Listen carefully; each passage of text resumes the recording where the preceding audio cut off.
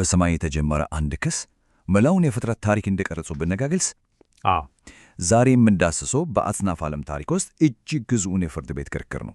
የአምላክ የአገዛዝ መብት የተሞገተበት፣ ፍቅሩ ለፍርድ የቀረበበት እጅግ አስደናቂ ታሪክ ነው። እንግዲህ የጉዟችን ፍኖተ ካርታ ይሄን ይመስላል። በመጀመሪያ ሰማያዊውን ዓመፅ እንመለከታለን። ቀጥሎ የሰው ልጅ ከጸጋ መውደቅን እናያለን። ከዚያም የወልድ ፍጹም ድል እንዴት እንደመጣ፣ የአምላክ እውነት እንዴት እንደተረጋገጠ እና በመጨረሻም ፍጥረት እንዴት ፍጹም እንደሆነ በመመልከት እናጠቃልላለን። ታውቃላችሁ፣ ሁሉም ነገር የተጀመረው በዚህ አንድ ኃይለኛ ክስ ነው። ትእዛዛቱን ፍጡራን ሊጠብቁ አይችሉም። ስለዚህ በትእዛዝ መግዛት ፍትሐዊ አይደለም። በቃ ይሄ ክስ በሉሲፈር የቀረበው ይሄ ክስ የአምላክ ሕግ ፍትሐዊ አይደለም፣ ሊጠበቅም አይችልም ብሎ ነው የሚሞግተው። ይሄ ቀላል ውንጀላ እንዳይመስለን። የፍጥረትን ዕጣ ፈንታ የቀየረውን ለዘመናት የዘለቀውን ግጭት ያስጀመረው ይሄው ክስ ነው። እሺ እንግዲህ ወደ መጀመሪያው ምዕራፍ እንግባ። ሰማያዊ ዓመፅ፣ ክሱ የቀረበበት ወቅት። እስቲ እዚህ ጋር ቆም ብለን እናስብ። ሁሉም ነገር ፍጹም በነበረበት ሁኔታ ውስጥ እንዴት ነው እንዲህ አይነት አስደንጋጭ ክስ ሊነሳ የቻለው? እንግዲህ የክርክሩ ዋና ነጥብ ይሄ ነው። በአንድ በኩል የአምላክ አገዛዝ አለ፣ መሰረቱ ፍቅርና ፍትህ የሆነ በትእዛዛት የሚገለጽ። በሌላ በኩል ደግሞ የሰይጣን ክስ አለ። ክርክሩ ምንድን ነው? ሕጉን መጠበቅ አይቻልም ነው። መደምደሚያውስ እግዚአብሔር ፍትሃዊ ያልሆነ አምባገነን ነው የሚል። ልዩነቱ ግልጽ ነው አይደል?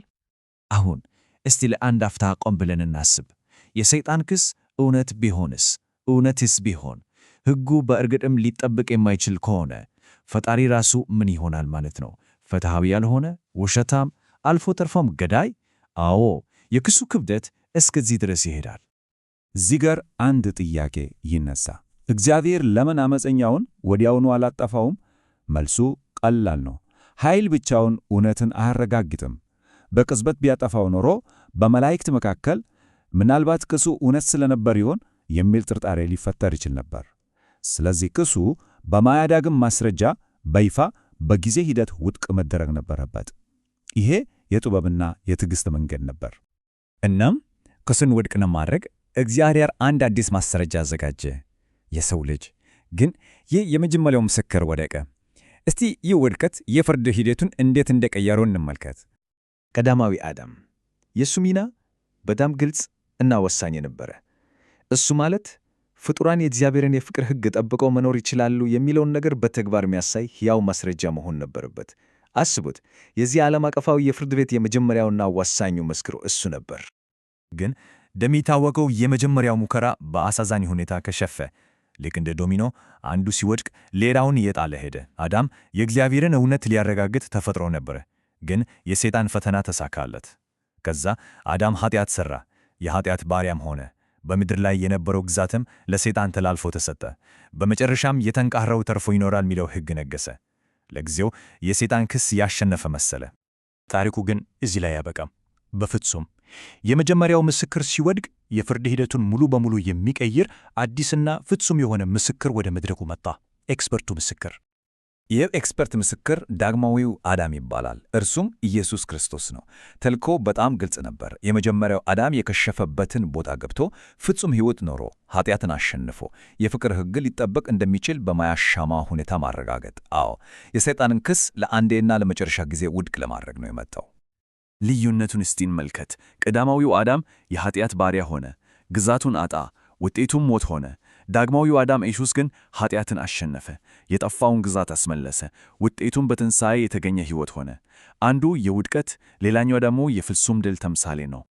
እናም ትንሣኤው ነው የመጨረሻው የማያዳግመው ማስረጃ የሆነው። እንዴት? ምክንያቱም ኢየሱስ ሕጉን ፍጹም በሆነ መንገድ ታዞ ሞትን ድል ሲነሳ ትእዛዛቱ የማይቻሉ እንዳልሆኑ አረጋገጠ። የሰይጣንን ክስ ሙሉ በሙሉ መሠረተ ቢስ አድርጎታል። ይህ የፍርድ ሂደቱን ሙሉ በሙሉ የቀየረ ክስተት ነበር። እሺ፣ የኤክስፐርቱ ምስክርነት ተሰጥቷል፣ ድሉም ተረጋግጧል። ግን ታሪኩ ይቀጥላል። አሁን ደግሞ ይህ አንድ ታላቅ ድል እንዴት በብዙዎች ሕይወት ውስጥ ሊደገም እንደሚችል እናያለን። ፍርድ ቤቱ ተጨማሪ ደጋፊ ማሰባሰብ ጀመረ። ይህ ድል በሌሎች ሰዎች ሕይወት ውስጥ እንዴት ሊደገም ቻለ? መልሱ መንፈስ ቅዱስ ነው። በዳግማዊ አዳም ድል ለሚያምኑ ሁሉ የሚሰጥ ኃይል ነው። ሥራውስ ምንድን ነው? የአምላክን ሕግ በድንጋይ ላይ ሳይሆን በሰው ልብ ላይ ይጽፋል።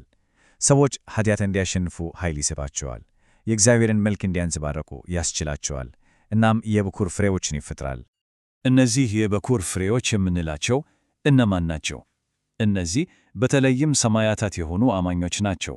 በሕይወታቸው አልፎ ተርፎም በሞታቸው የአምላክ ትእዛዛት እስከ ሞት ድረስ እንኳን ሊጠበቁ እንደሚችሉ ያሳዩ ናቸው።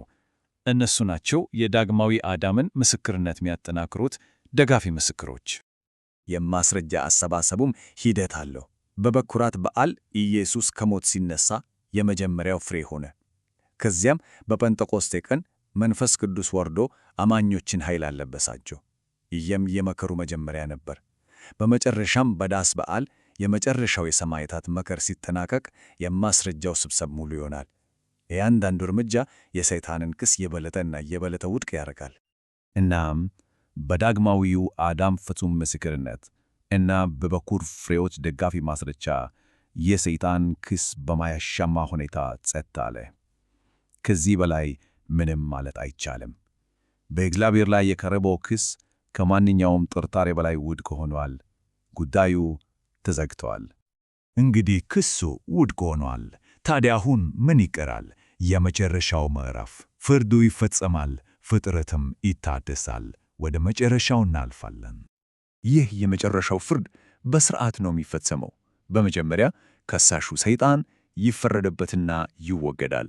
ቀጥሎ የእርሱን ውሸት የተከተሉ ሁሉ ፍርዳቸውን ይቀበላሉ። ከዚያም የኃጢአት ሁሉ ውጤት የሆነው ሞት ራሱ ይደመሰሳል እና በመጨረሻ ፍጥረት በሙሉ ወደ ፍቅር አገዛዝ ይመለሳል። ሁሉም ነገር ወደ ቦታው ይመለሳል። የዚህ ሁሉ ረጅም እጅግ ረጅም ሂደት የመጨረሻ ግቡ ምንድን ነው? ጥቅሱ እንደሚለው ነው፣ እግዚአብሔር ሁሉ በሁሉ ይሆን ዘንድ። ማለትም ፍቅሩ እና እውነቱ ብቻ የሚነግስበት ፍጹም የሆነ ዓለም ይፈጠራል።